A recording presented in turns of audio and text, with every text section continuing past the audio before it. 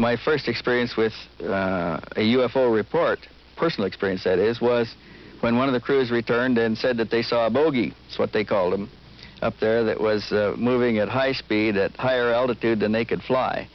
And the crews later, I found out that they often referred to them as enemy aircraft or Russian aircraft, but usually bogeys. And they tried to describe it, but it moved at faster speeds than anything we had. We didn't have jet airplanes then. Later we measured one that was flying 7,000 miles an hour, measured it on radar. So these clearly exceeded any of our capabilities in 1940, any capabilities of anybody in the world in 1947. On an average of about twice a month, I would get some kind of a UFO report, and they would see these circular craft, sometimes close, sometimes far, sometimes more than one.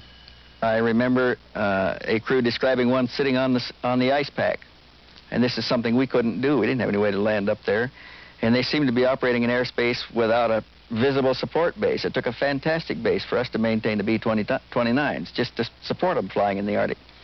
I even had one crew describe one that they saw underwater that surfaced, rose off the water, and flew away.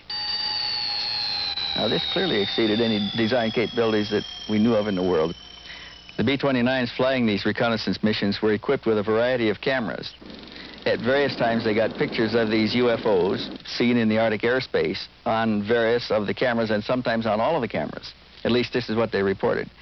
I never got to see any of it because we took the film cartridges out, packed it in the box, and shipped it off to Washington, to Andrews Air Force Base, where the officer was met by Pentagon intelligence and taken someplace. I never got any feedback on any of this. I never heard what they developed out of it, but the stories were fantastic.